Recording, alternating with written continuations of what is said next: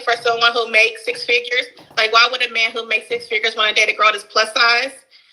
I'm like, that debate is old. Like, pick another reason why a plus size woman should ask or require things out of men that she provides. Like, my weight doesn't dictate my worth.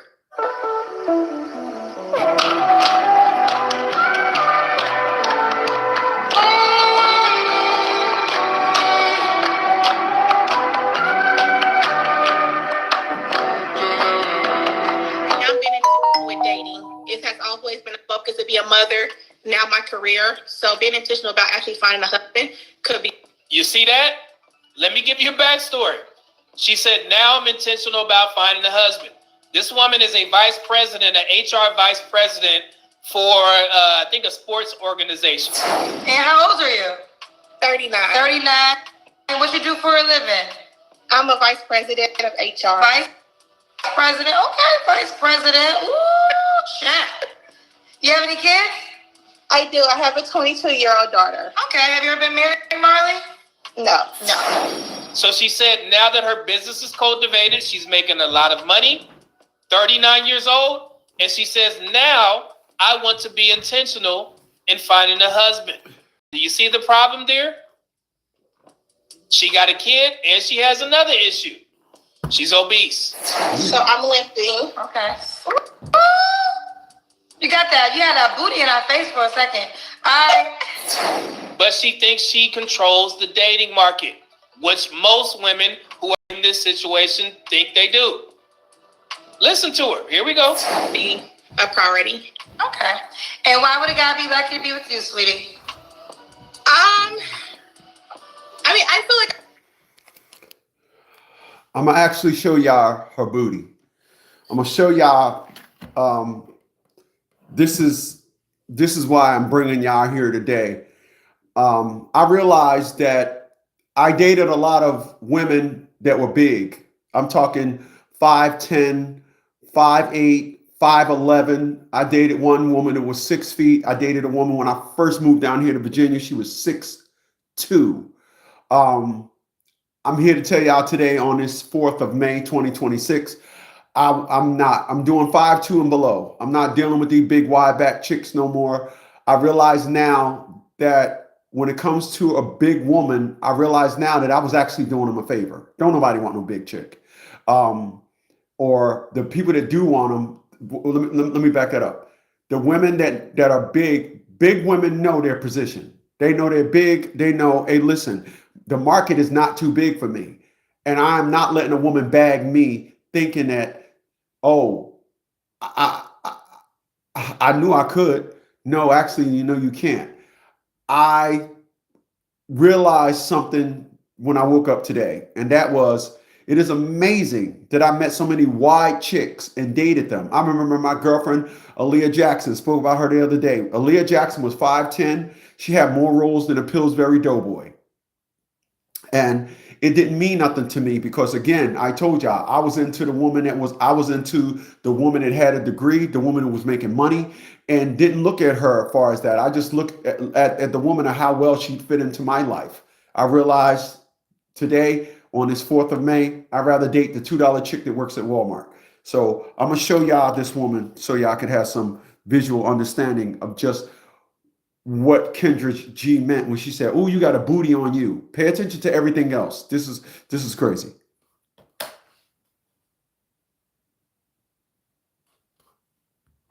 I want to be intentional in finding a husband.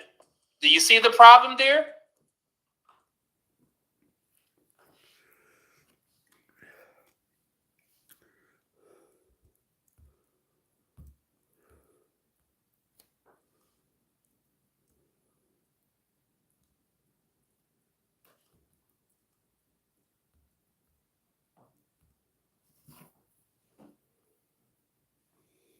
Look how wide this chick is. I mean, and they so proud of their booty. I'm gonna back it up because I want y'all to see her stand up. She look like she got a limp because she's doing this shit here. She's a big.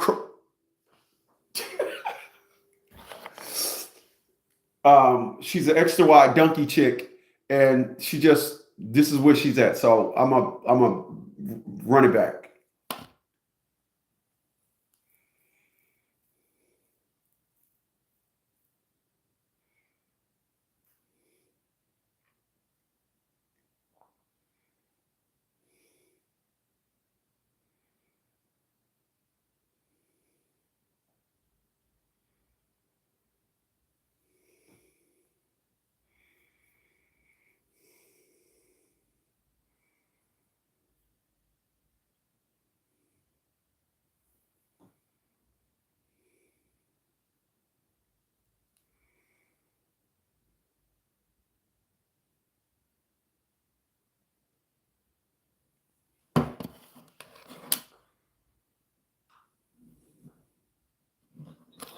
Think they do. Listen to her. Here we go. Be a priority. Okay. And why would a guy be lucky to be with you, sweetie? I mean, I feel like I'm an overall, all-around good person. I definitely don't do drama. I'm not with the arguing. I'm compromising. I'm a girl. I'm a sports girl. I have a PS5. So I feel like I'm very relatable. And again, to know me is to love me. I've never met a stranger. I'm a caring, nurturing kind of person. Sorry, I'm nervous. I didn't got on your show, Lord Jesus. Yeah. I think I come with all the values that men look for, outside of the debate about being a plus size woman asking for six figures. I think that debate is crazy. Wait. So she's fully. So she's saying the debate about plus size woman is crazy, as you heard her say. She said it's crazy. She put the emphasis on it's crazy. Now, again, I told y'all, as I stated here, as I am telling you individuals that are watching me over on Negro Please, I've dated 7 out of the 10 women that I dated because I like tall women. I like women stout. I like women that when people seen me, they was like, oh yeah, he climbing on that beat and that's up. I'm not into that no more.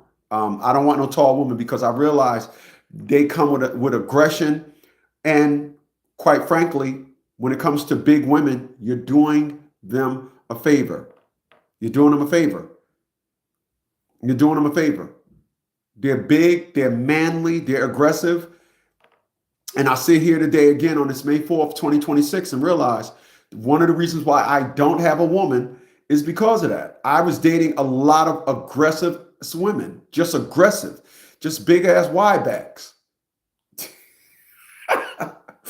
Just dating these wide backs that just don't understand their place. So I'm watching my man here, and I'm gonna let him. It's his video and I'm gonna let him finish. Well, hold on. I gotta watch these commercials. And y'all gonna see what I'm talking about here in a second. Here we go. What debate? It's going on in the comments. Being plus size and being 40 and asking for someone who makes six figures. Like, why would a man who makes six figures want to date a girl that's plus size? I'm like, that debate is old. Like, pick another reason why a plus size woman should ask or require things out of men that she provides. Like, my weight doesn't dictate my worth. So, and again, it's not up to you, ma'am, and I'm sorry. Your worth as a person, absolutely not. What you have achieved being a vice president of HR and making the significant amount of money that you do, that accomplishment should be applauded. I understand that, but your worth on the dating market is completely different. You have no control over that. Men decide. Just like when women, y'all see a guy and you think that he's not qualified, you guys decide. And I hate that we have to continue to have this conversation because I just did the big girl tax video and I was trying to explain that, but she is under the impression, hey, my weight doesn't determine my worth, but you have to ask men. Men decide. And I hope there's some women who are plus size that are watching because she's going to say something very key here. It's going to put a lot of things into perspective. So here we go. Let's stop it with the weight comments. Like, let's be for real. Okay. Okay, I was actually, it's hard for me to read the comments, so I didn't see those comments. But the comments are saying that because you're plus size, you shouldn't request a six-figure guy. Well, you said you dated six-figure men. Were you plus size then? No, I gained a lot of weight over the last year since my original ACL injury. But regardless of... Okay, that was key. Kendra asked, were you overweight when you were dating these men that made over six figures? She said no. First of all, let me step in and say this.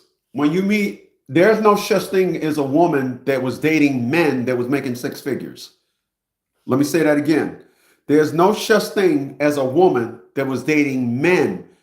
A man is one. Men is more than one. There's no such thing as a man. These women go on these dating perspectives. These women go on these dating shows and they say, I used to date six-figure men. You dated more than one. Mm-hmm. Why you ain't bag one of them? This is an unbelievable narrative. How when you listen to these individuals, they got all the perspectives and all the narratives of the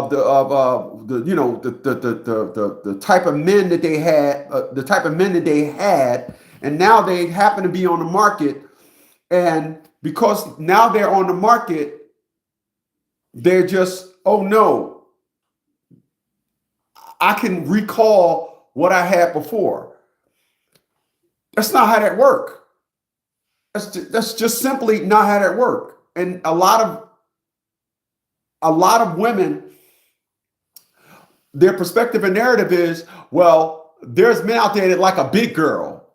There's men out there that like a big girl. You listen. I'm gonna come at this. What's going on? Wake up. I appreciate that, my man. I'm gonna talk about the big girl 2026. The big girl 2026 is not like the big girl 1986. The big girl 1986 was a big girl that was just, everybody else was skinny and she was big. Like back in 1986, there was like women in three sizes. You would agree with this. Back in 1986, there was small, medium, and large when it came to women. It ain't like that today. It don't even start at small no more. It's rarely small. It's rarely small, big, wide back, big gorilla bitch, and what the fuck? That's the sizes of women nowadays. Like there is no fucking medium with women no more. And I'm gonna tell y'all something. I was talking to a friend of mine, the late Corey Burrell. He passed away. And Corey dated, Corey was 5'6". Hello, and his wife, Corey was 5'6", and Sharon was probably 5'11". This is the Sharon you guys hear me talk about frequently. All right.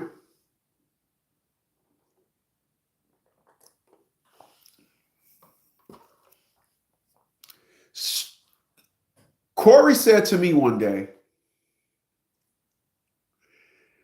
hey, Smitty, trust me, man, a big woman knows her worth.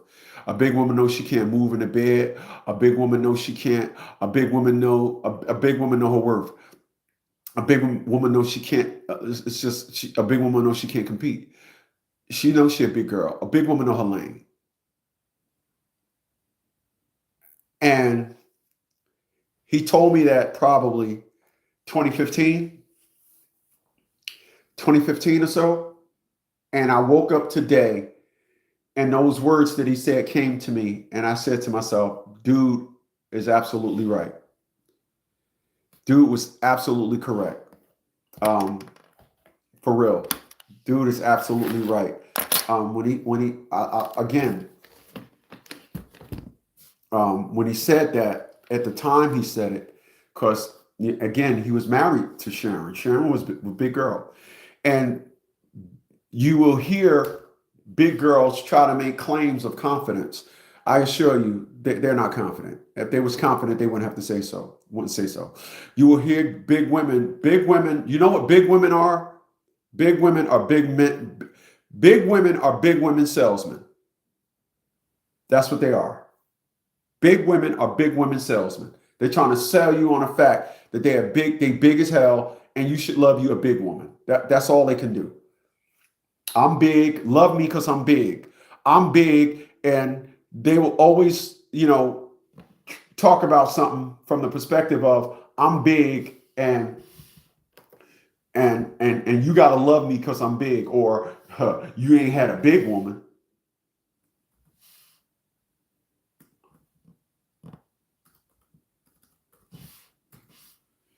That's that's what you'll hear them say, because you ain't never had you a big woman, right? Yeah, it's just something. Yeah, remember Monique? Monique was a, what was a, Monique was a, she was a,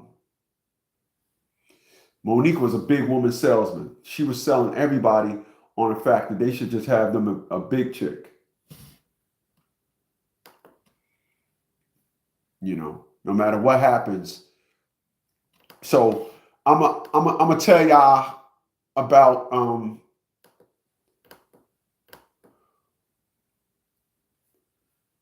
let me just do this. I'm gonna tell y'all about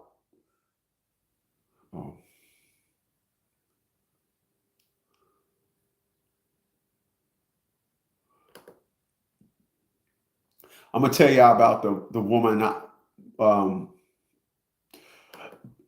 Excuse me.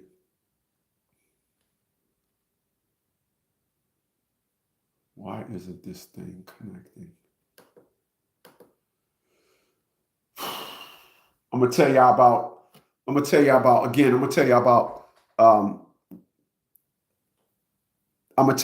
I realized. Let me go there. And what I realized again, when you date a big girl, you're doing her a favor. Don't nobody want a big girl. They don't like themselves.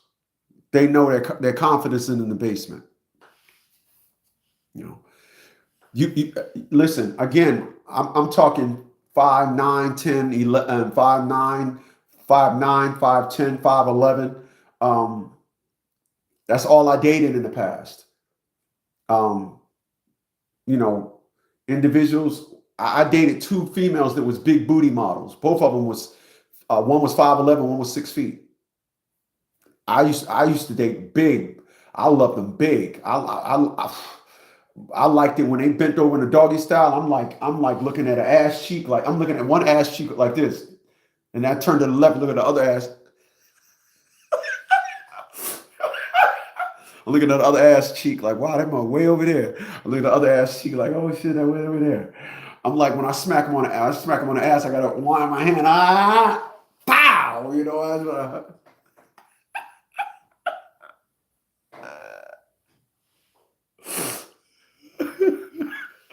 I'm saying, that was my thing. That was my thing, man. And now I realize that wasn't the thing. I realize that now. That wasn't the thing. I realize now, again, like I said, these individuals today, these women today, because I'm gonna tell you how I'm putting all the pieces together like this. The feminist movement is not a movement for anything other than the hatred towards men. That's what it is. And so what we've now seeing is because the feminist movement said, since we hate men, now what they want don't mean nothing. Now we can come on out and we could demand and we could do all these things because men are trash, men are garbage. So it's what we want. We set the market. That's why you're hearing so many women talk the way they're talking, because they are under the impression that men we have absolutely no worth. So because we have absolutely no worth, then they set the market. This is why that woman said the big chick wanting a 6-figure man is getting old. How is a dating narrative getting old? How is how is preferences getting old? How is, oh, you want that and look like that? How is that getting old? I just know I'm sitting here today and I'm just telling y'all this. I will never date a big woman again. 5'2" and below, and that's it. I want a little cuddly little girl.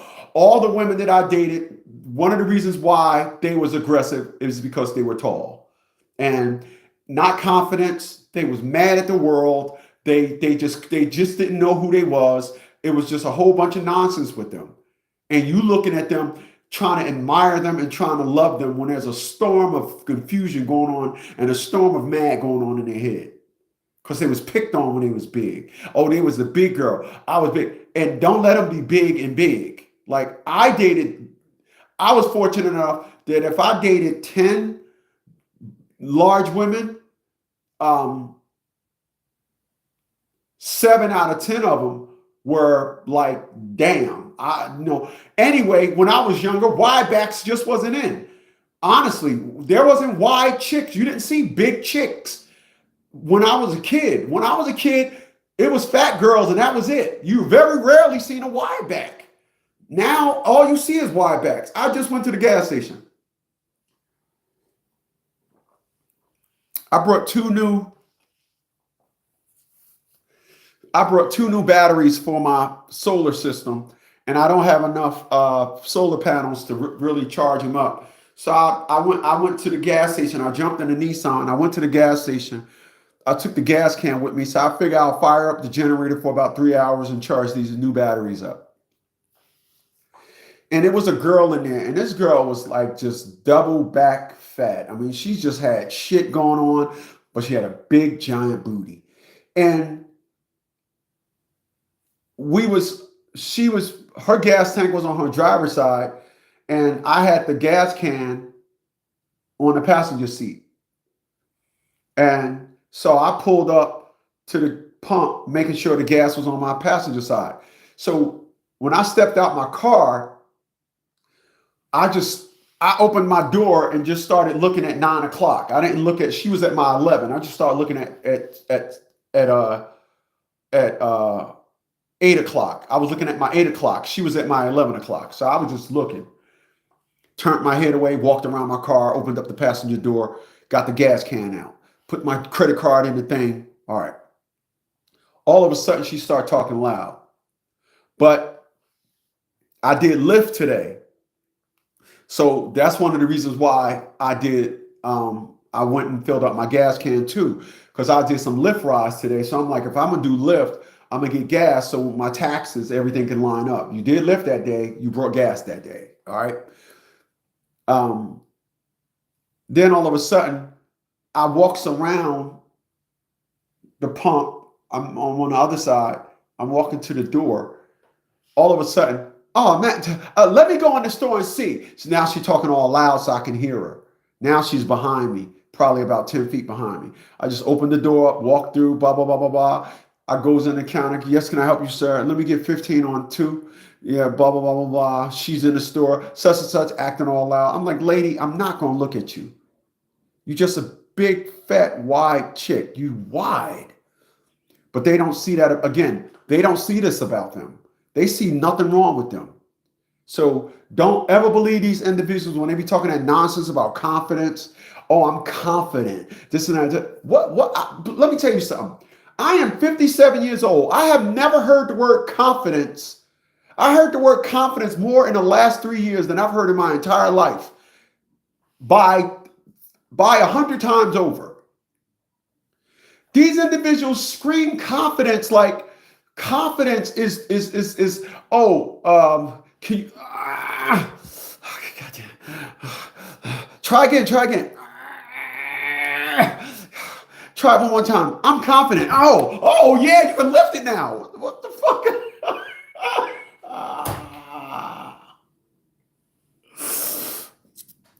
These mugs act like all you got to do is be like, welcome to the $10,000, $100,000 pyramid. All right. Last category, Sharice. Okay. We're going to go to the mystery title, opera. Oh, Lord, opera. I'm black. I don't know anything about opera. I don't know anything about opera. All right, name this song. I don't know. Confidence. Oh, that's Sebastian Bach. Oh, yes. You won $100,000. No. No. No. Mm-mm. You big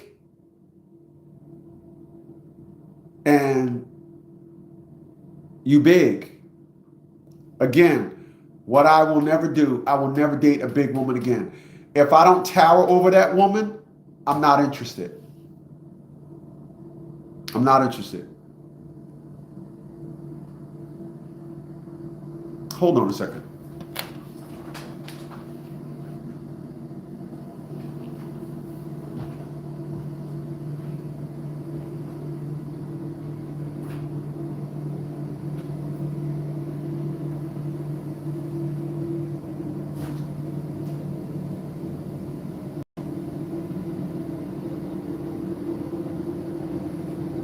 Oh, that's the city. I'm like, what the hell is that noise?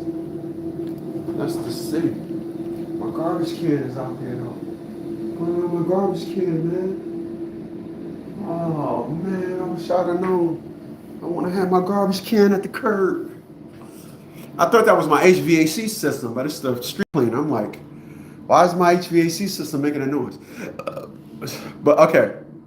So like I was saying, these individuals act like confidence is the word that's going to get them over. But I'm going to just say this again. I'm going to take this way. I realized when I was dating a big chick, I realized I was doing them a favor. I realized I was doing them a favor. Yep, I was doing them a favor. Listen, I'm going to tell y'all something, and don't be misconstrued by what I'm about to say. I'm glad everything went the way it went. But I realized 87%, listen at that number, 87% of the women that I've dated, I should have never been in a relationship with them. Never. The only one of the women that I talk about that everything went the way it went is just, it went. See, one thing you're getting from me is you're getting honesty from me. Me and Atia, we matched. Atia is not one of my I shouldn't have been in a relationship women. She's not one. She is not one. I know you probably guys over there, you falling out. Atia is not one of the I shouldn't have been in a relationship with women. She's not. So I'm gonna just say this. Let me think.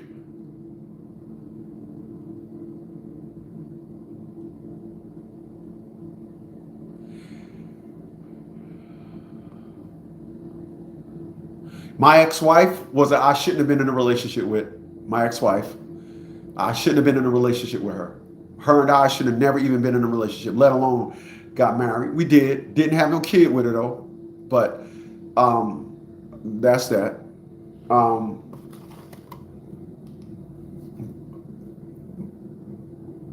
But Crystal Holman, I should have been in a relationship with her. I should have been. So I'm gonna just tell y'all the people that I know. Atia LaShawn Bradley, we should have been in a relationship. Crystal and I, we should have been in a relationship with. There's some other girls I didn't name, but it's so ironic. All those women I met, okay, just about every relationship I was in after 2004, I shouldn't have been in a relationship with them. I shouldn't have been. No woman that I was in a relationship here in Virginia, I shouldn't have been in a relationship with them. Women here in Virginia, listen, when you look at me, you see I'm an up north dude. What I do, there's 10 of me up north. You see me do a video, you see me, oh damn, he got on a different pair of frames. You see me do a video from the car. You see me do, you just look at the interior. That ain't the same car. It's nothing to brag about. But again, up north, there are many me's. You hear what I'm saying? Up north, I'm from New Jersey. There are many me's. Hello, Moto. There are many me's, right? And what I realized, because because women down here are not at all. They're just not. Or people here. Whenever you live in an environment where a pickup truck, everybody strive for a pickup truck, you're somewhere special. When you live in an environment where everybody talk about, oh, I want a Tahoe. Give me a second.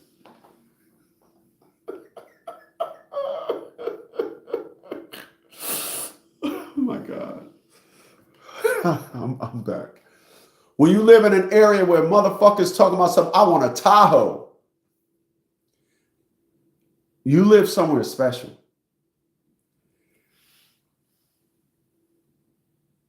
When you live in a place where individuals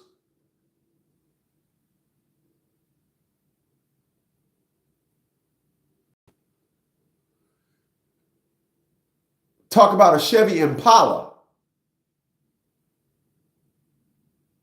you live somewhere special. Remember what I said. The Lost Boys said, the Lex Coupes, the Beamers, and the Benz. They're from New York. All right.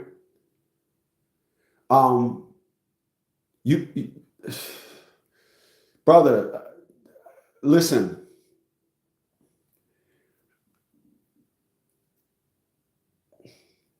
If you see a Tesla around this motherfucker, you're like, oh shit, oh wow. People cannot believe me. This is why I walk around with the aura that I walk around with. I walk around with an aura like, don't say nothing to me. The fuck you speaking to me for? Like, and the women here, they don't acknowledge who I am. The guys do. The guys do. The guys be like, yo, big man. Yo, that's fly, dog. That's it. Okay. Women, nah.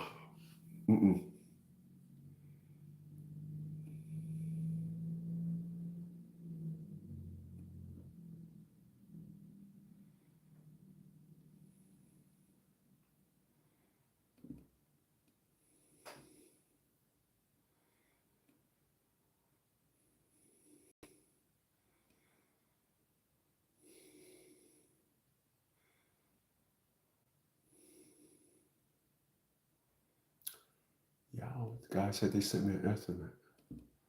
Did they email it? They said the estimate was sent.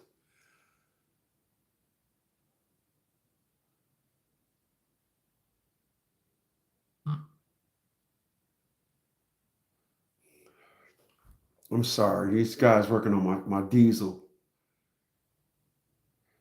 He says, hopefully, yes. Oh, I said, will it be done by Friday? He said, the estimate sent. So let me know if I can order the parts. I don't see it. I guess this is, okay. My friend always tell me, Smitty, you just, I'm like, bruh, order the parts. Do what you got to do. I got a budget set aside. Right now, they're way below it. They had the truck for a week, and they I got my truck at this new spot. I never took my truck to this spot. before in Virginia Beach. And normally, you know, this is a diesel, and my diesel have all these, you know,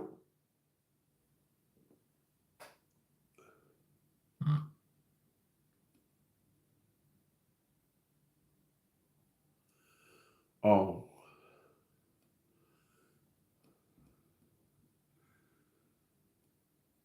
$982. Oh my God.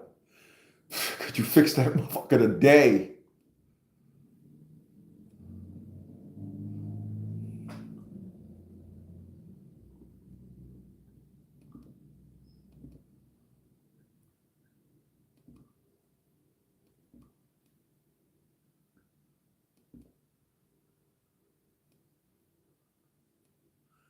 I'm sorry, y'all.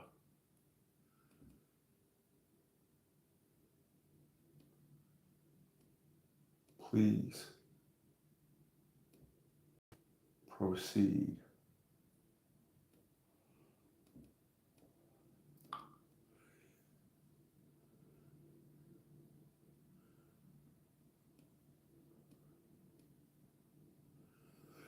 All right, I listen. So I had to give these guys the thumbs up to go ahead and proceed with fixing my vehicle. So these guys. So of course I got the X5 diesel. So the X5 diesel goes into. It says you get a countdown. It says, "Hey man, you got to add some DEF fuel." So the DEF fuel. I'm gonna give you a quick 2-minute crash course. When in every other exhaust, your engine burns the gas and then it comes out the exhaust. Well, diesels, if you look at a lot of diesel trucks, you'll see the soot around the. Oh, he said stroll at bottom for full amount.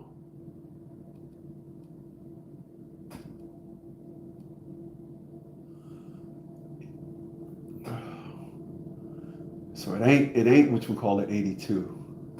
I said 982, go ahead. He said, the full amount. 1400.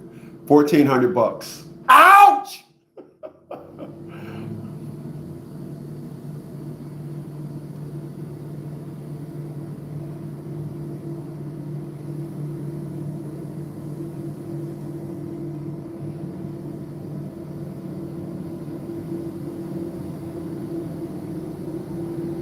So I just got to tell them to proceed.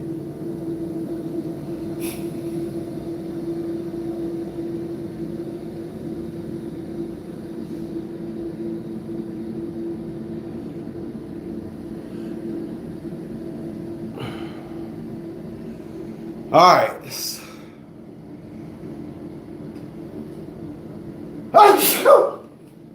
So, like I was saying, when you look at a diesel truck,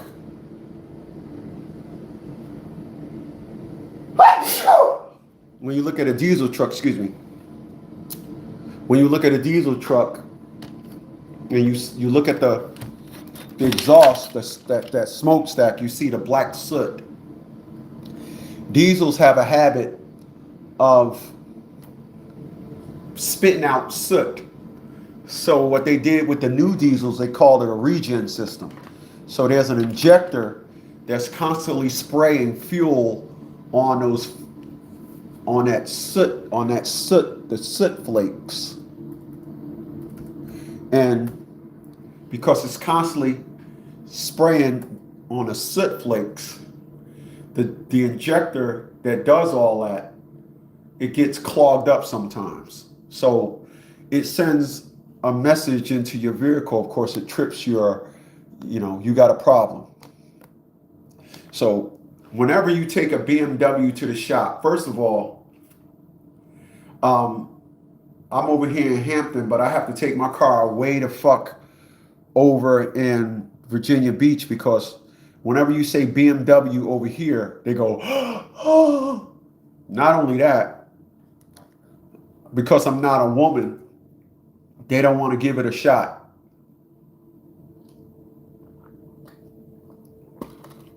So I'm gonna tell you like this. When you have 6 cars, you really never have a car problem. Ever. When you have 6 cars, you never have a car problem. Because you don't take that one car and drive it into the ground where the problem get worse. This problem on my diesel, the reason why I had to give it some attention, because I had 18 miles left to drive it until it was going to shut off. So it gives you a 200-mile countdown. It says, listen, you got 200 miles to get this thing into a shop or it will not start. I got down to 18 miles. The only reason why I got down to 18 miles, I was trying to put some cleaner in there, some injector cleaner in there and clean it out, and it didn't work. So anyway, when you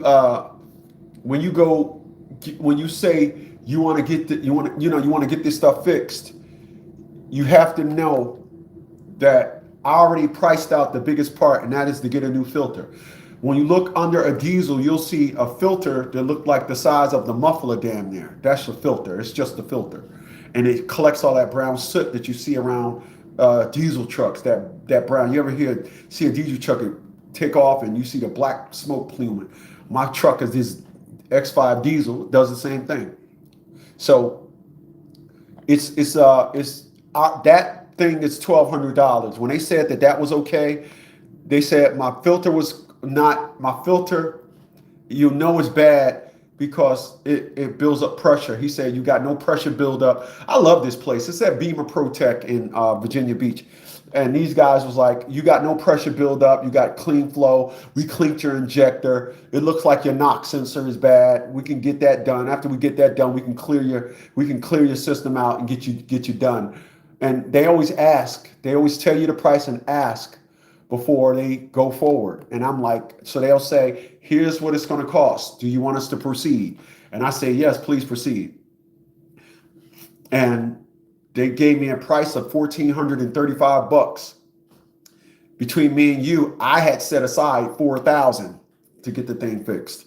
I said it's probably gonna cost me $4,000. I said, and I knew it wasn't gonna cost $4,000, but I put that amount in my head. I said because I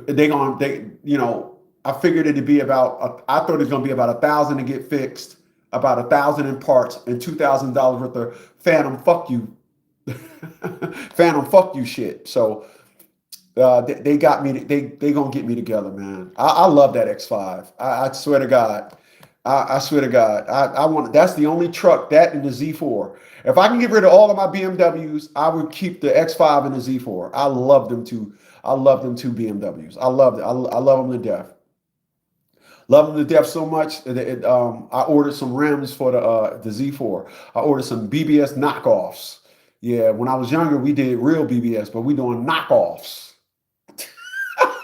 Knockoffs.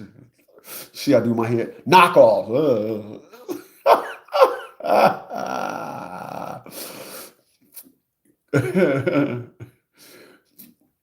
Beamer ProTech. They got my car, y'all. They are hooking a brother up. They are hooking a brother up.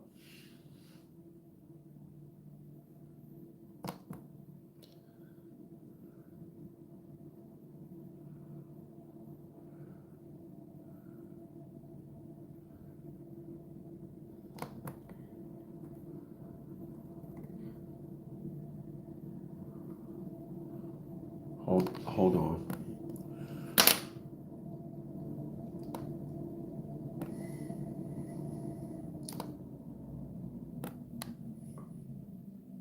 That truck loud as hell. Jeez Louise.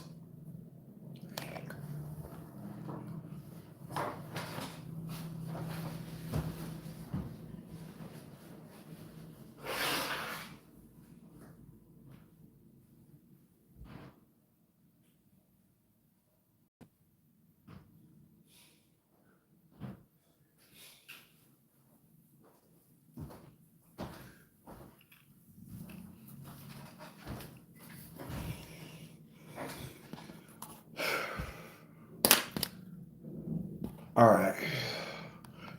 Let me just do this one thing here. Then we're going to jump back in the driver's seat.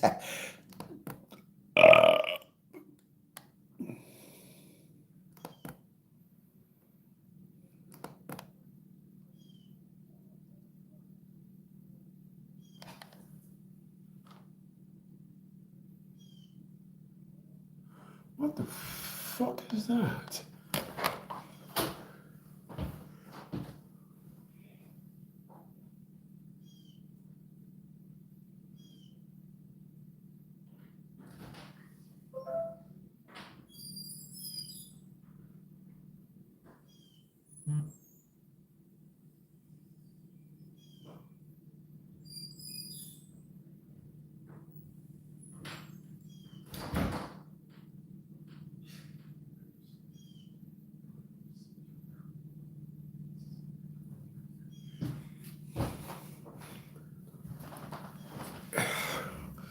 All right, I am back. Let me hook this fucking mic up because I'm tired of holding this thing here. All right, can you hear me? Mic check, mic check. Can you hear me? Good. Can you hear me good? Okay. I'm tired of holding that mic. All right. So again, I'm gonna tell y'all. Me personally, I messed up. And so let me just tell y'all. Let me run it back. What my friend said. My friends talked about big women for a second. Let me go back there for a second. When he said, Smitty, a big woman knows she's limited. She has limited options. Those were his words. These wasn't words that I said. This is not how I looked at it. I'm gonna be honest with y'all and tell y'all here today. The way I went about relationships in my life is the reason why I don't have a female today.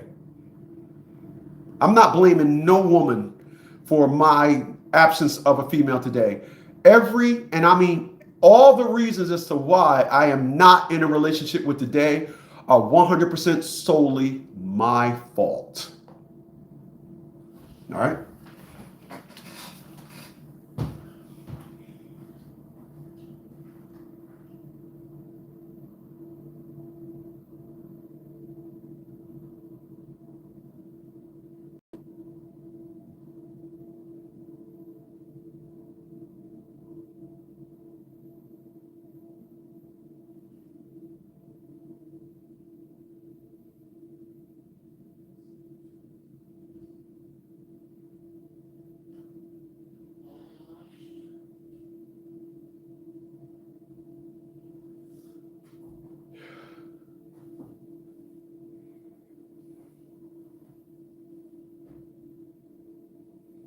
Fuck, I'm a shit.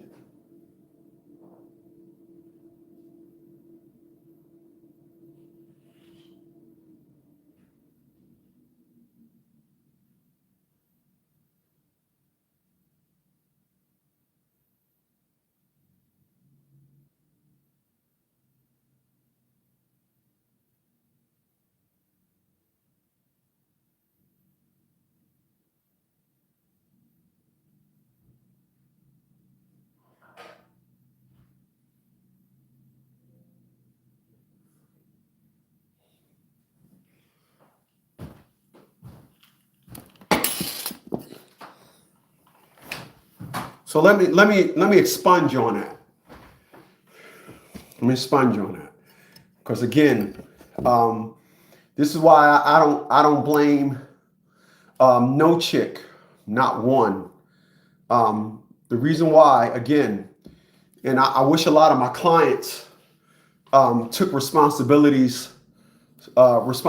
for their downfall, the failures in their relationship. I really do, because it'll help you understand. Again, all of my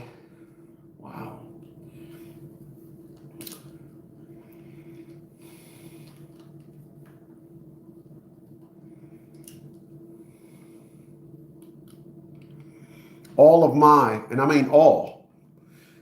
I don't mean 99.999. I mean all of them. All my relationships failures are my fault. All of them. all of them. And the reason why I can sit here today on March 4th and tell you that every last relationship that I was in at the age of 57 years old, every last one, not 9.99.9999, all of them were my fault because I gave myself way before they gave themselves. I was already giving them 100% of me before they even committed to me. Every last one. There is not one. There's not one woman that earned the love that I gave them. Not one. Not one. How do I get 5 marriage proposals in the last 6 years? How does that happen? How? I'm telling you, you haven't gotten 5 marriage proposals in the last 6 years. You know why I got them? Because they all came back now that we're old. We old. Fuck you. 57 is old. Fuck all that old. Was how old were you when he died? 56. Oh, he died young. Bullshit. That's old. Okay. But every last woman I gave myself to did not earn. So it was my fault. And they didn't give one. I said, you only gave me about 35% of you. She was like, yep. Just an honest, arrogant ass. Just an honest, arrogant ass. You see guys that are in prison, and you see these guys that are in prison, and they got all them girls. Listen at this. You see these guys in prison. They got girls coming faithfully, bringing their kids, this and all that. You're fighting for custody. Dude in prison getting it. These are all the things that I now see. All right. These are all the things that I now see at 57. And this is why I'm not mad. There's a calm that came when I hurt my hand. And I was sitting in that emergency room holding my hand. After I got there, they rewrapped it. And I literally was sitting in that emergency room. And I just was like this. I just was looking down. And my brain was like freestyling. You're here by yourself. This is what you didn't want. You old. You wanted to be married. You wanted to have somebody in life. This is what you wanted marriage for. This is all the stuff that's going in my head. And then I looked around the room. Fuck boy over there. He got a girl. He got a girl patting him on the head. Oh, patting him on the head. Then I see another guy in there. He got his girl with him. He said, you want something to drink? No, I'm good. And I'm like, I have nobody. And my brain just did inventory. You make it through this one, you really don't need. You'll be good. And I made it through it. And I sat down and I looked and I thought about it. But again, I don't blame no chick that I was in a relationship with. But again, also, it's the reason why I got 5 marriage proposals in the last 6 years. And the reason for that, you know why? Because I meant to say it last time and I didn't. Because they was looking for that dummy. Yeah. The reason, you know why the reason why every woman calls me back? Because they're looking for that dummy. Oh, go run to Chris. He want love. You ain't got to give him nothing and you'll get 100% of him.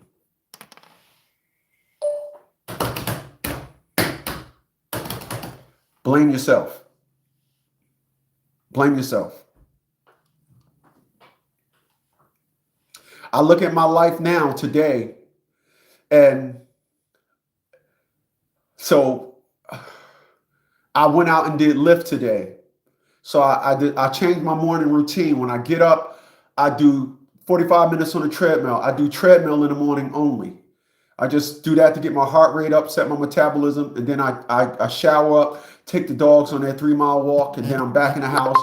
Then I'm like, yo, let me get out here and do some lift, make some money. I want to be back home before noon. I get back home before noon. Why? Because the Nissan Leaf, the electric car, high noon. That sun is hitting them solar panels. So guess what? I put that mug back on that charger and I have that sun say, oh, go on. I tell that sun, go on and bake them solar panels, create that damn electricity and charge this thing back up. Because at night when the sun goes down, I take the car off the charger. Some nights, depending on how much battery I got, but like I said, I brought 2 more batteries today, so I got 10 more kilowatts. The size of the battery in my Nissan Leaf is a 40 kilowatt battery. So I got to build my system up to be at least 40 or maybe 50 kilowatts. This house every day uses about 12 to 13 kilowatts. So I need to build my system up to at least a 50, 55 kilowatt to have enough storage that way I can go the complete day with no sun. That's another story.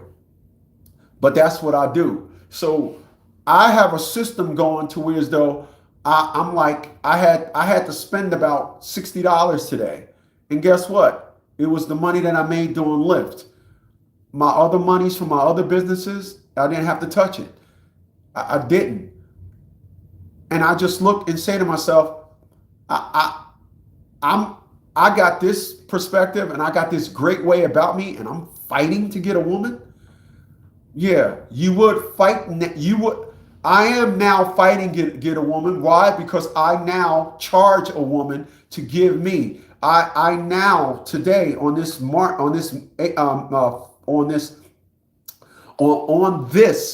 4th of May, 2026, I now make sure a woman gives me 100%. I must at least be at 60% before I even engage.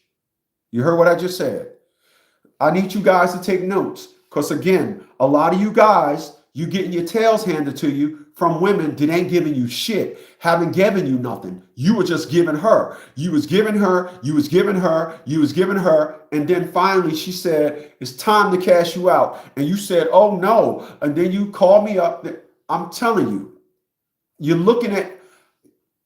going to hear me say it a lot. I'm 57 years old. I say this a lot to give credence to what I'm saying, to let you know that I can look back at 57 years of living and say, that was wrong, that was wrong, that was wrong. Just keep going. You know, oh yeah, that was wrong, that was wrong. Damn, I shouldn't have did. I should have went left. And you see that I went right. Yeah.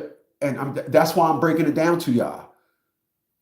A lot of y'all are in relationships where the woman has not given you nothing. And that was me. 100%. Again, not 99.9999. 100% of the women that I was in a relationship with, not one of them gave me 50%. The most I got out of a woman was probably 40 to 45. That was the most. I gave all of them 50%, 100% of me.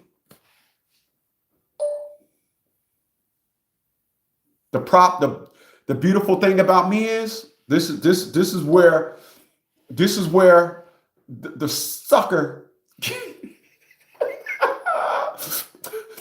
this is where the sucker in me don't match the action. So what happens is when you give a woman and you like, oh no, when you say, baby, I love you, they hear bigger dildo next time, please. You know, that's what they hear. That's what they hear. When you say, blah, blah, blah. When a woman know that you're giving her more than she's giving you, when a woman know that you giving her, oh no, like a Tia, you're the woman of the house and you gave nothing to buy this thing. You did nothing to earn it, but I anointed you the woman of my fucking house. And look what you did. You tore it down. Why? Because you earned nothing. You earned nothing. And I sat back like a fucking shit and gave you. I will not do that ever again. Ever again. I won't. I won't. It feels good to have opened eyes. My eyes are this big. I got two. Listen, I got two women that when I walk around, there's two women that when I walk around, they be like, how you doing? You know what I told both of them? Both of them. I said, what you having for the 4th of July? Oh, you know, I said, I need you to bring me a plate. I told them now, come the 4th of July, I need y'all to bring me a plate. Why did I tell them to do that, Chris? I'm glad you asked, all right? This is why I told two women to bring me a plate. Number one, I want to see if they do it. And 4th of July is the perfect time to ask somebody to bring you a plate because it's the easiest time for them to bring you a plate. Would you not agree? Everybody, you can go anywhere on 4th of July and get a plate. Bring it to me, though. Bring me that plate. So one of the reasons. And two, that is the proving of themselves. That is you now get, because you're going to bring it to me. You're going to come to my house. Yeah. You're going to come to my house and you're finally you're going to be able to pull up at my house and look at Great and say, wow, this is where he lived? Oh, shit. Wow. Oh, damn. Okay. And I'm going to tell you to come on in. I'm going to say, girl, what you bring me? I'm going to see how she act when she stands in my living room and be like, what the fuck? Damn, it's nice in here. I want to see that.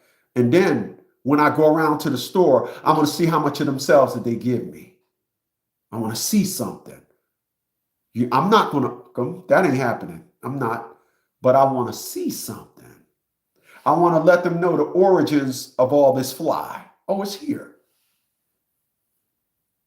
But for the record, one of them is about, one is about 5'3", one of them, the other one is like 5'2", maybe 5'1".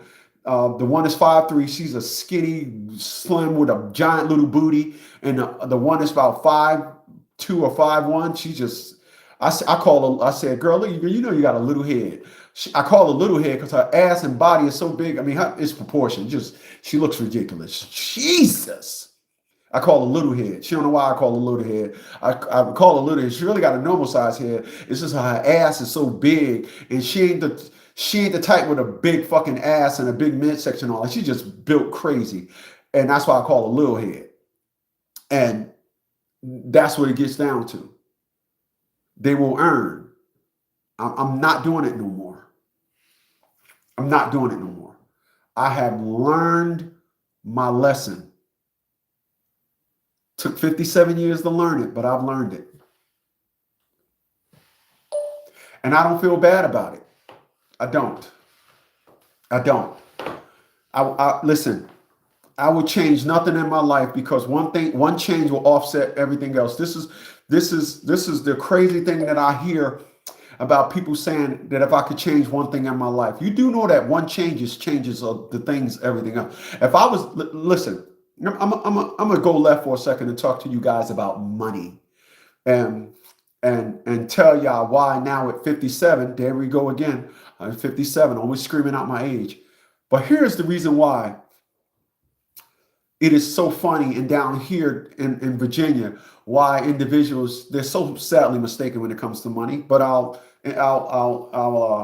entertain you with this right here, with this take. When I was 17, when I was 17, I had $102,000 in the bank. My 6 Series that I brought, I still got it. Still brought it. First, I brought the Caddy. 2 years later, I brought the 6 Series. That was my life.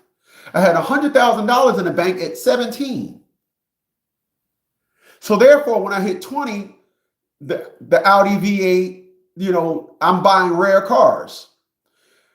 And then it rolls into the gentleman that you guys are looking at today.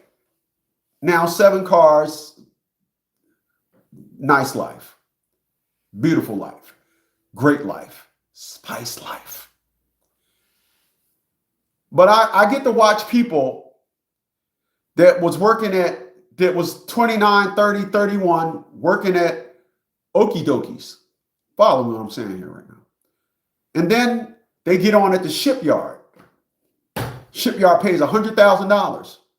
And I actually get to watch people go from working at Okie Dokies making 25, 30,000, and then they jump on at the shipyard and immediately they buy a car and they start living this life.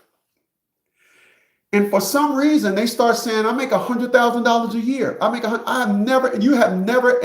You have never heard me in a video tell you guys how much money I make. You never heard me say this. You never heard me say how much money I make. And I never will say how much money I make. It's not how much you make. I assure you, when you have money, it's how much you're worth.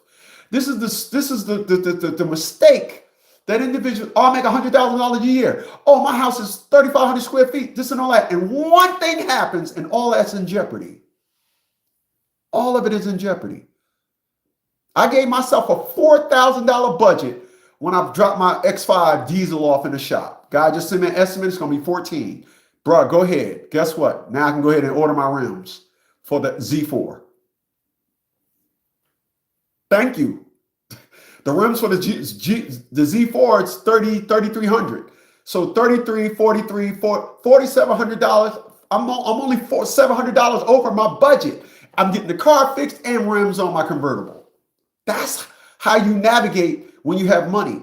I see individuals you can tell when an individual makes $100,000 a year, they go get a new car. And again, one situation happened, the market fluctuates, gas prices fluctuate, and they start crying. Taxes, auto insurance goes up. People that own homes. Oh, how big is your house? 3,500 square feet. Tax assessment comes. Now they're making crying videos. We can't afford the house. But when you got a different worth, you maneuver in a way where you're not jeopardizing your money. You ain't never heard me make a gas prices are too high video. I'm going to start rocking. I never will. I'll never do a video on taxes. I never will. You know what?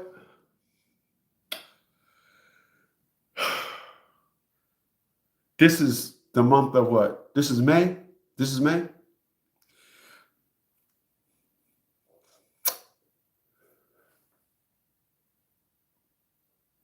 me a second.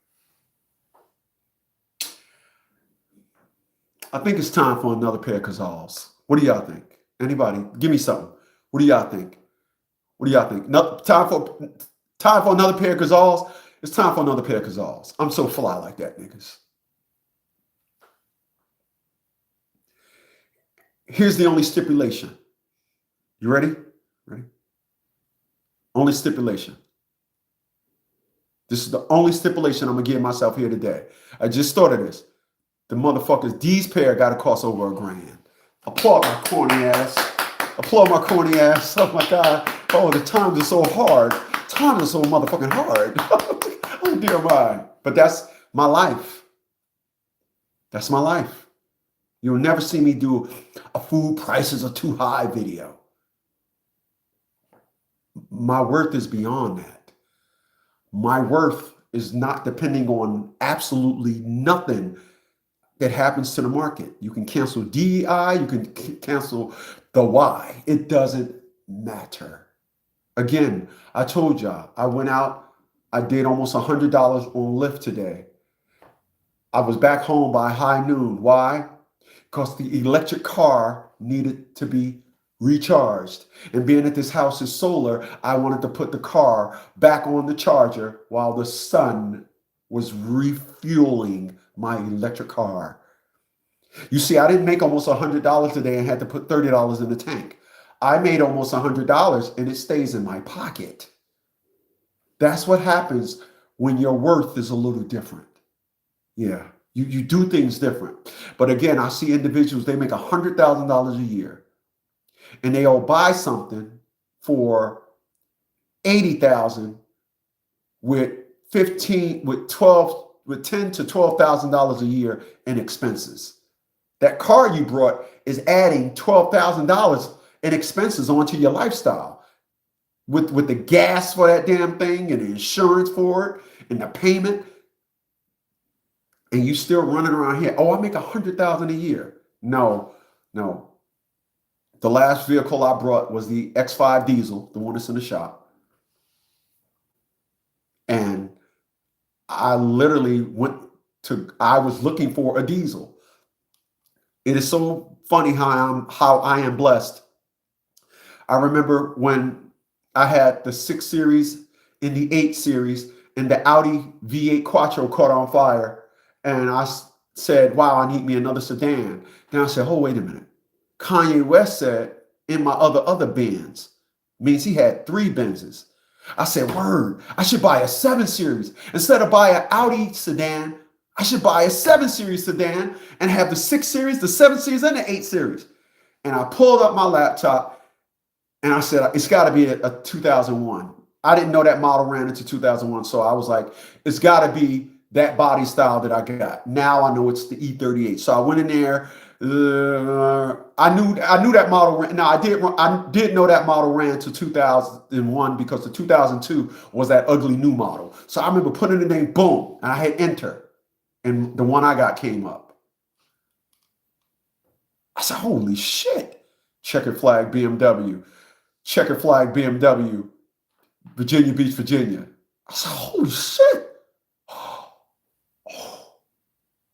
15,000. Next day, I'm in the V8, I'm in the Audi, the 850. I drive to the dealer. I say, hey, how you doing, man? Yeah, hey, listen, man, I came and look at the 7 Series you got. He said, what's that?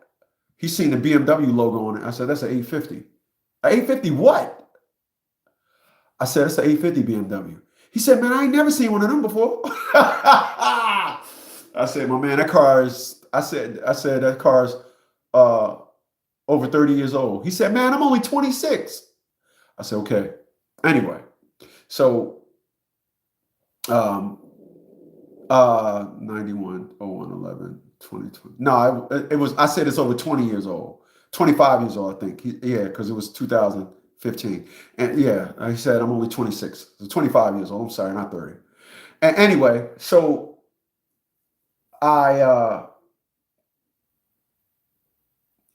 he shows me the car.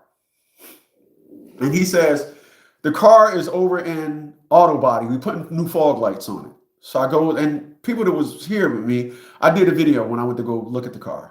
And I remember people saying, you ain't buying that. Yeah, you ain't buying that car. You ain't this, that. It's amazing. You silly fools. So I remember I said the car was 15. I said, I'll give you $3,000 down. I said $3,000 down, cool. The car was 15. Here's the problem when you buy a car in 2015 that's a 2001. Ain't no bank gonna finance it. The car is too old. Right? You got to go through an aftermarket lender. No place would finance the car. Hold on. Save that story for a second.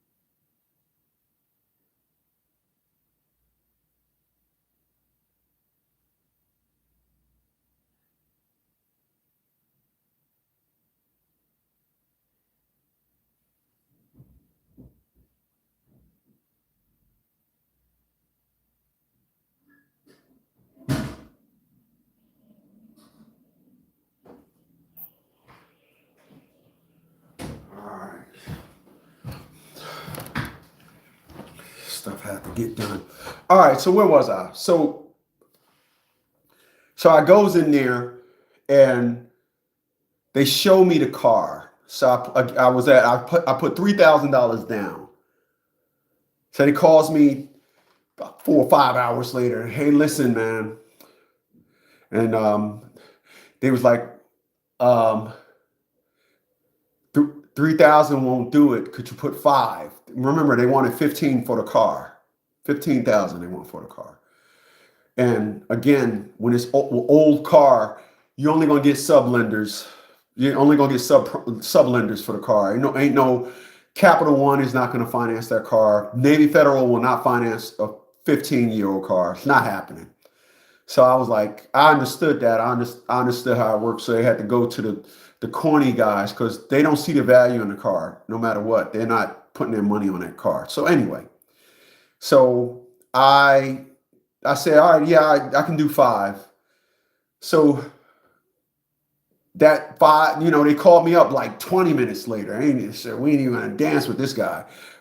5's not gonna do it. Could you do 75? I said, listen, man, I'll do 10. And he was like, 10? I was like, yeah, man, I'll just do 10. Rest is history. And that's how it is when the perspective and the narrative. Remember, I'm talking about individuals misconstrued having money with success. And you hear a lot of people talking about something, I got money. And then property taxes go up, and now they're doing videos about how they can't afford their house because they are so reliant on the market. I don't have an electric bill at this house. The laptop is on, the TV is on behind me. That's all because I have 6 now. I have 6 450 watt solar panels. No, 2 of them are 500 and 4 of them. Yeah, 2 of them. No, 2 are 5. The bifacials are 500 watts. And then the other 4 are 400 watts. They're not 450. They're 400, 1600. Yeah, right. And that's because I invested probably all total $1,500 in solar panels. And the solar generators that I got, I have a 5,000 watt Opus 5. I have a 2,000 watt Blue Eddy 2,000 watt AC 2000. I have an Opus Mega 5. You can look it up. This house is running right now on the Opus Mega 5 right now. And then I have 2 Blue Eddy Apex 300s. Those are the 240 volts. And I invested in them, and those are paid for. The panels are paid for. And when I go and do my lift, I'll come home and I charge the car back up and I go make money, and it's all money spent already. All the money that I make goes in pocket. I want to be clear about something. When you have money and you understand money, you go and get you an electric car, because a lot of people, they prematurely talk about electric cars under the context of this. And I'm going to extend this take and say this. Then I'm going to get back on topic. Talking about big bitches today, goddammit. But a lot of people don't understand that an electric car doesn't need maintenance. No maintenance. So let's take a Nissan Altima and my Nissan Leaf. My Nissan Leaf is a 2019. Sometimes I say it's a 20. My Nissan Leaf is a 2019. All right. I brought it in 2023. 4 years old. No, 2022. I brought it 2022. It's 3 years old when I got it. So 4 years later, I spent $138 on that car. That was to change the fluid, the brake fluid, because they don't need maintenance. So I remember when I was going to pick up one of my cars, I had a dude gave me a lift. He had a Nissan Maxima. And he was like, I spent this on the car, I spent this. He's naming all this stuff. Electric cars don't need that. Well, I'm going to go with my Nissan Leaf. It's different with the Tesla because Tesla got electric doors, electric door handles, electric, all the buttons are inside, electric, everything is electric. You know, you get in my Nissan Leaf, I have to tell you it's electric. If I want to change the seat, there's a thing on the seat. The electric buttons are on the seat. If I want to change the AC, the buttons are on the dash. It's not inside of a tablet glued to the dashboard. So because of that, again, electric cars have no maintenance. They don't have they don't have a coolant system. So you don't have to worry about your coolant going bad. You don't need an oil change. No, they don't have oil. Your spark plugs never go bad because they don't have none.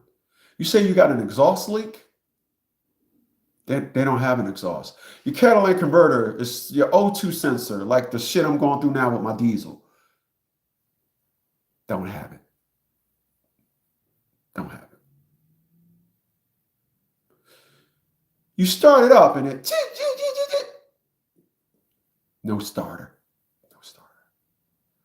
It's a lot of pollen out today and your car is running rough because your air sensor, you open it up and you pull it out and it's got a lot of pollen on it, causing your vehicle to run rough. Your fuel and air mixture is off because of the pollen that's in the air. No, don't have that either. You say you need new brakes for your car, yeah? Well, with electric cars, the engine also stops the car. That's why you never need brakes. Test the theory. Go to an auto parts store and say, hey, I got a Tesla, need some new brakes. Or I have a Nissan Leaf that need new brakes, new brake pads. They'll say, really? We might have an old pair on the thing. People now, you'll never need brakes.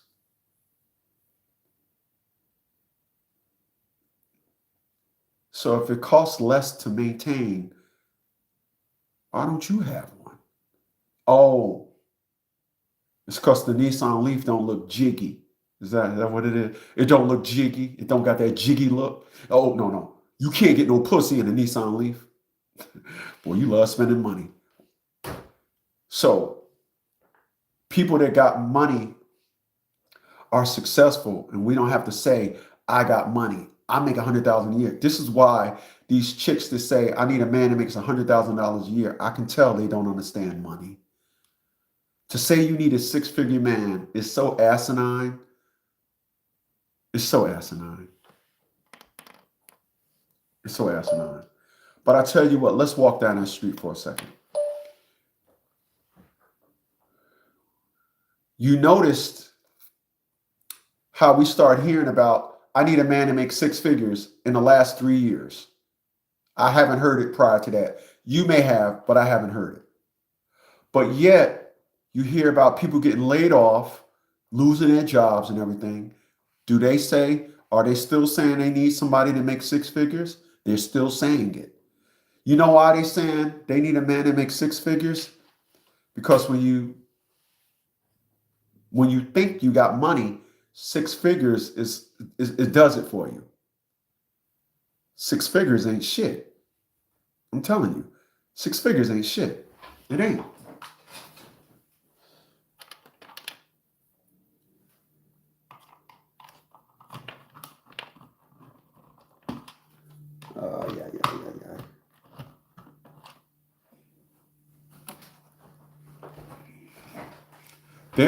They'll try to sell you on the fact that six figures is a lot of money. Six figures ain't shit. Nowadays, your mortgage alone is snatching up. Excuse me. There's individuals that have to pay $2,500 a month to live, right? For rent or mortgage, $2,500. So 2,500 times 10 is 25,000. Then you got 2 more months. That's another 5,000. So you're spending 30,000 on living expenses.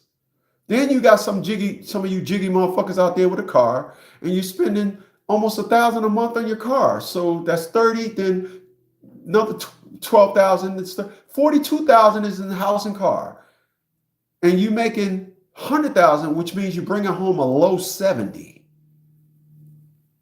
and they still running around here saying, I want somebody to make six figures. You could tell these creatures know nothing about money. Nothing. They know nothing about money. To spew that garbage. It's just garbage. Really is. But enough of that. Enough of that 20 million minute rant. Going, taking this thing left. People, if you just get here, appreciate those thumbs up. I'm talking about big, thick bitches today. And how I dated some and didn't think anything of it. And why I will not do it today. I won't. I will not date a tall woman. My limit is 5'2". 5'3" is my limit. 5'3" is my limit. I will not date a woman over 5'3". I won't. Who said that? Somebody said why. Glad you asked. I realized what I realized.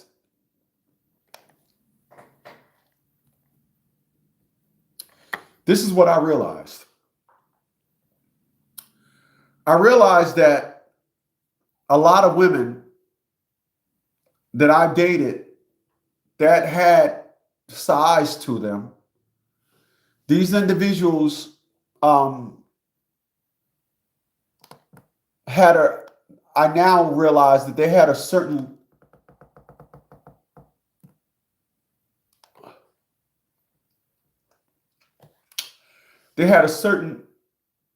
aggression with them. Right? So the women that I've dated, 5'9", 10, 5'11", 6 feet, they had a certain level of aggression to them. Now, what a lot of you guys don't realize when it comes to women is that their demons are always with them. Here's what y'all don't understand. This is why you can see a very, very attractive woman and she still thinks she needs to get a BBL. Their demons are always with them. So you may see a woman that you say, oh, she's beautiful. And like me, I've never gotten anywhere with these women because their demons was always in the way. This is why I'm single. One of the reasons why I'm single here today. I've dated a lot of big women. 7 out of the 10 women that I dated was 5'8" and up. 7 out of 10 were 5'8" and up. And I play it back in my head now. They all had a certain level of aggression to them. Femininity, gone. Not just fucking not there. Just not there. You'll find this in a short woman. 5'2", 5'1", 5 feet. The little teddy bear, cuddly little girl. Still got the little girl in her because she's little. She knows everybody tell her, damn, Ma, you short, this and all that. They still feel the essence of a little cutie. But these tall chicks, leave them alone. Leave them alone.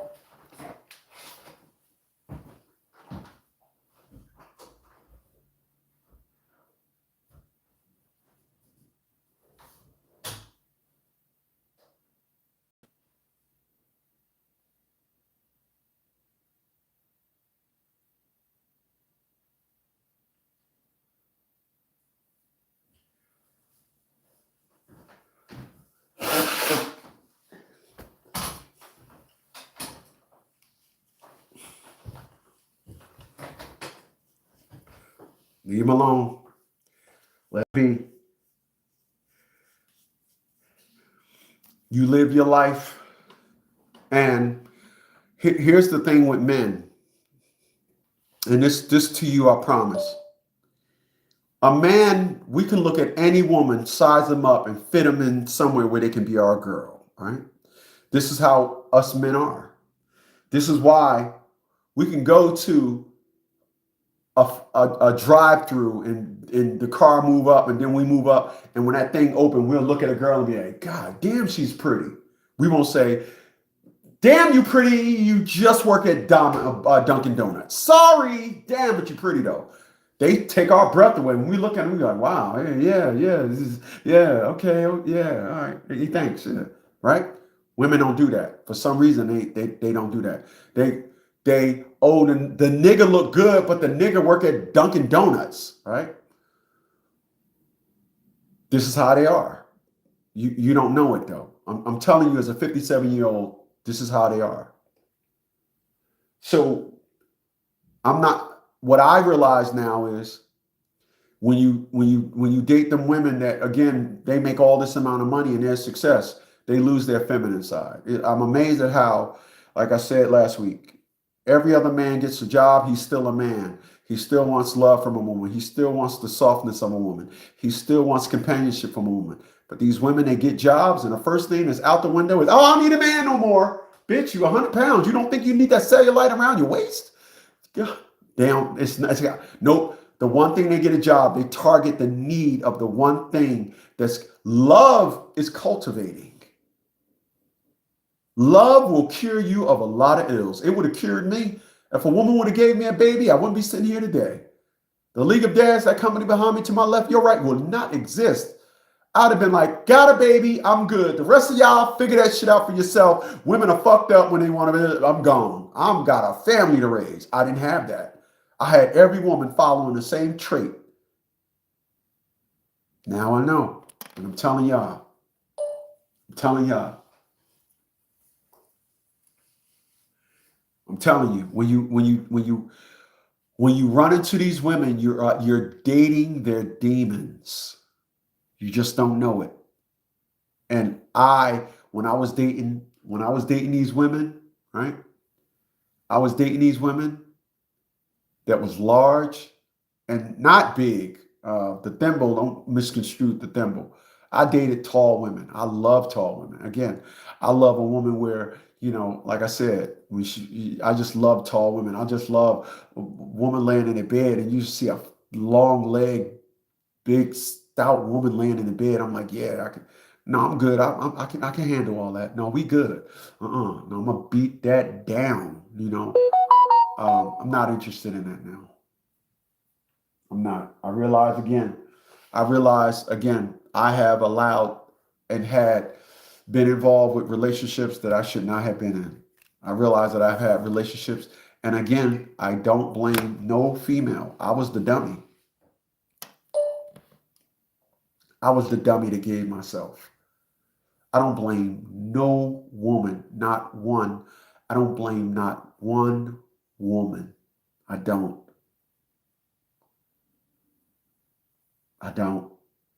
I sit here today on this May 4th, 2026, and I can truly laugh. I can laugh. Time was the only thing that was lost. I lost nothing else. Again, they didn't sucker me. I suckered myself. There's no chick sucking me.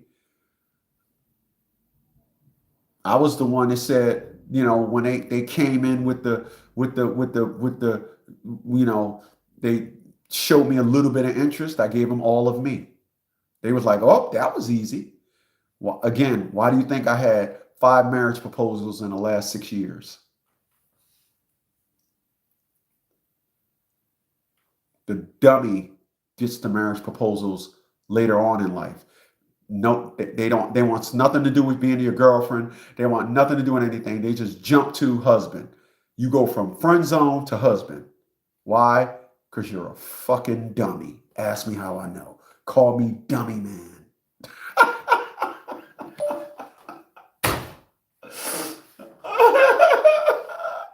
Call me dummy man.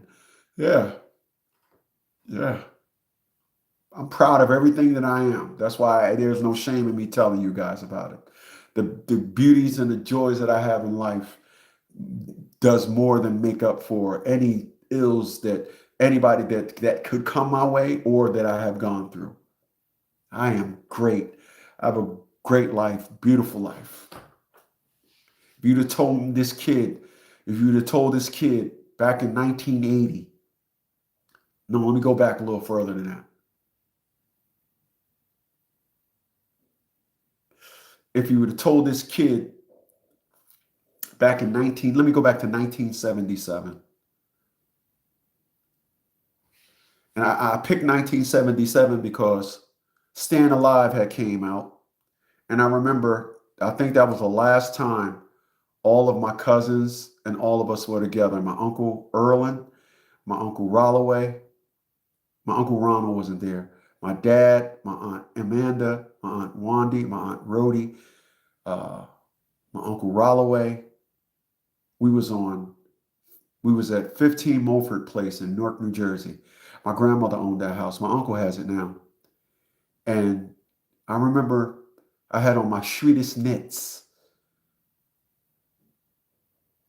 And I remember I came outside and my dad's caddy was there. My aunt caddy was there. My Uncle Rolloway caddy was there. My grandmother Lincoln was there. We had the block. Mulford Place is only one block. It's only about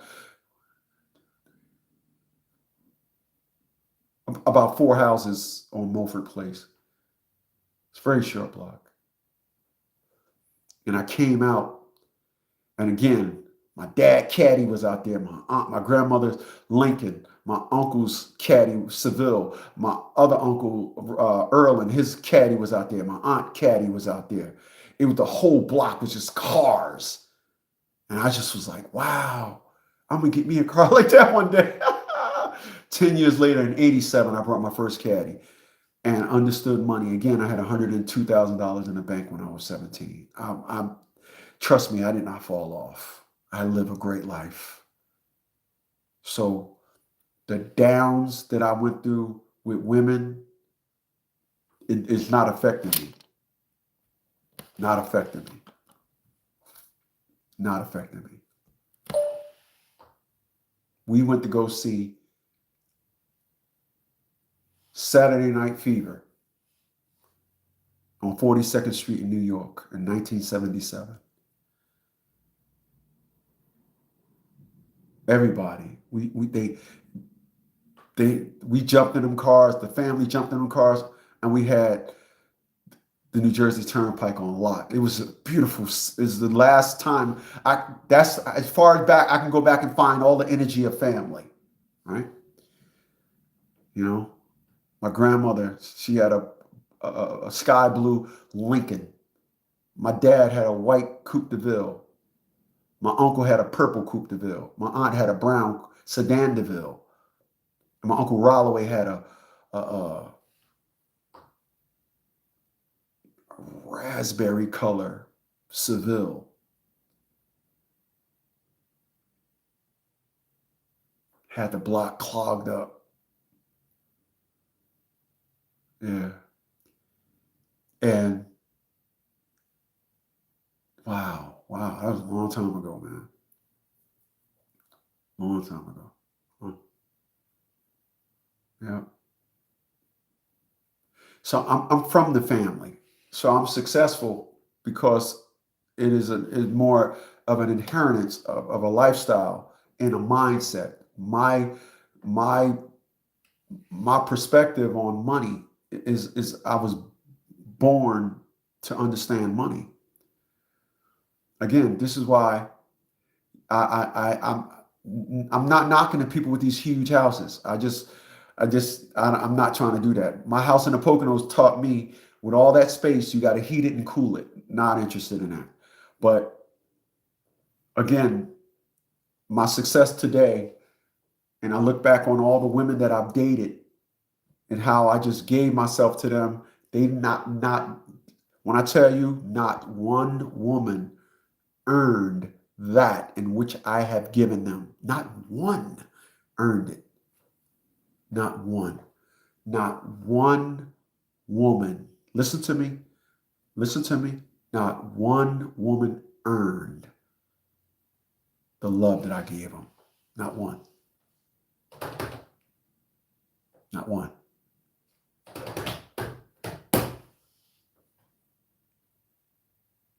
This is again why I have no ills. You got that. But what you didn't get was to play me. So this is why I am up here now at 57, and all these women that I've dated that, like I said, we should have never been in a relationship anyway. This is why there isn't no bodies. I don't have no bitch on payroll. Ain't no bitch tapping into none of my money. When it was over, it was over.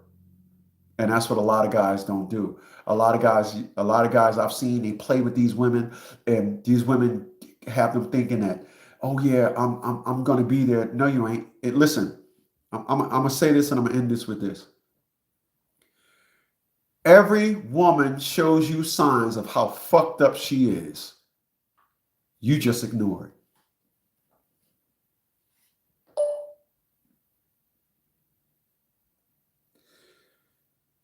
If your woman is fucked up and it's a surprise to you, shame on you. For real. Shame.